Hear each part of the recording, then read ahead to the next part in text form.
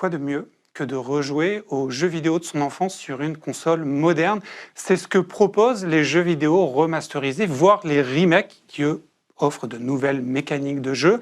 Est-ce que c'est un marché important? On voit que certains éditeurs comme Square Enix n'hésitent pas à refaire des nouvelles versions de Dragon Quest, de Final Fantasy. Est-ce que ça pèse vraiment? Est-ce qu'il y a vraiment un marché énorme? Qu'est-ce qu'il représente? Et aussi, quelle place ont ces jeux dans les stratégies de ces éditeurs? On en parle avec Natacha Hombourger. Bonjour.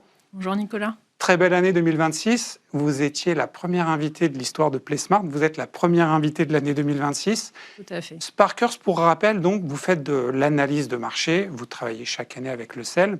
Oui. Et donc, c'était pour ça que je voulais vous poser ces questions-là à vous. Déjà, peut-être pour commencer, quand on parle de remaster, voire de remake, on parle de quoi? De quel type de jeu?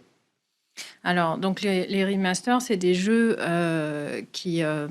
des jeux anciens sur lesquels on va reprendre le code du jeu et on va l'améliorer, notamment d'un point de vue graphique. Mais il n'y a pas vraiment de réécriture du jeu. On va juste l'améliorer. Contrairement au remake qui, lui, peut être une refonte de la mécanique de jeu, ce qu'on a vu, par exemple, sur Final Fantasy VII. Oui, c'est ça. On va prendre... on garde les éléments du jeu et l'histoire du jeu. L'histoire et la propriété intellectuelle, c'est ça. Voilà, c'est ça, mais on va réécrire le jeu. Donc, pour l'adapter à un nouveau public. Voilà. Aujourd'hui, concrètement, en termes de marché, on va parler que des remasters d'ailleurs, pour commencer. Le remaster, en termes de part de marché, ça représente quoi en 2025 dans le jeu vidéo français et dans le monde? Alors, sur les 3 dernières années, si on prend... donc là, on a fait une analyse sur les 7 plus gros marchés européens que l'on suit. Donc, c'est principalement l'Europe de l'Ouest et l'Europe du Nord. Donc, sur les 3 dernières années, en volume, ça représente 3% du total du marché du jeu vidéo. Les jeux remasterisés et les remakes. 3% des unités vendues et 3% aussi en valeur. Donc, c'est une niche. Donc c'est une niche. Mais pourquoi dans cette niche, il y a de plus en plus d'éditeurs qui s'y installent? C'est pour expérimenter ou c'est pour d'autres raisons? Alors c'est une niche, mais c'est une niche qui progresse. Il y a une progression sur les 3 dernières années, plus 44% en 2024, ça a progressé de 16% en 2025. Au total, sur 3 ans, ça fait 76% d'augmentation. Donc c'est une vraie tendance. Voilà, donc ça peut monter... Alors, je ne sais pas si vous avez moyen de l'anticiper, mais on peut imaginer que ça prenne jusqu'à combien de parts de marché, le remaster?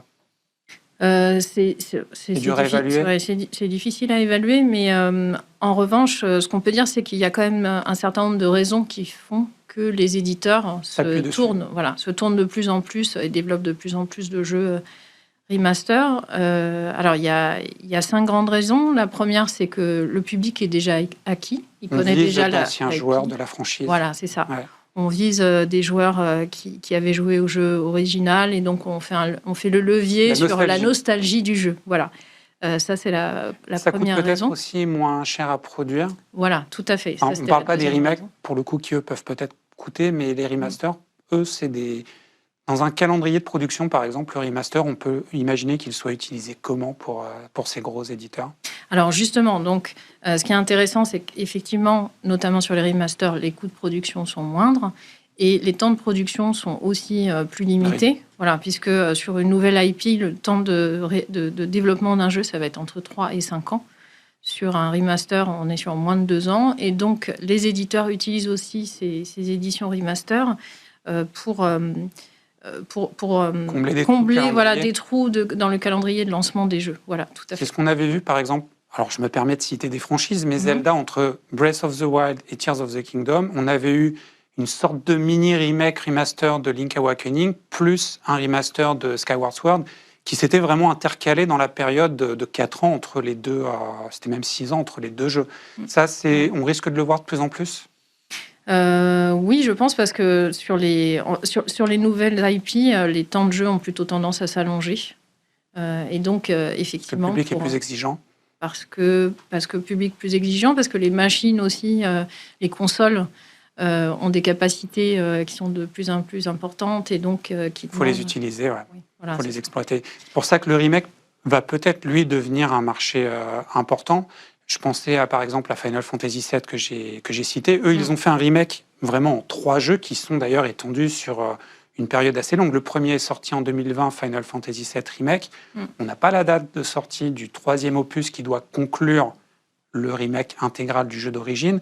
Mais est-ce qu'on peut imaginer que le remake devienne en fait un vrai secteur à part entière dans les années à venir? En tout cas, je pense que ça va faire de plus en plus partie de la stratégie, des stratégies de publishing des éditeurs. Parce qu'on est sur un marché quand même qui est déjà assez mature, avec beaucoup d'histoires dans le passé, dans les archives. Oui, voilà, beaucoup d'IP déjà existantes, un public nostalgique. Et parfois qui a envie de transmettre à ses enfants, ce qu'on voit de plus en plus. Natacha Hombourger, merci beaucoup d'avoir fait cette première interview de l'année de PlaySmart. Je le rappelle, Sales and Marketing Director chez Sparkers, je prononce bien. Oui. On va s'intéresser à un autre marché que vous n'avez peut-être pas encore scruté, mais peut-être que vos équipes vont y aller, la Chine. C'est un marché de, on dit, 600 millions de joueurs. Est-ce que demain, la Chine peut être aussi le premier pays producteur de jeux vidéo? J'en débat avec mes 2 invités dans la partie multijoueur.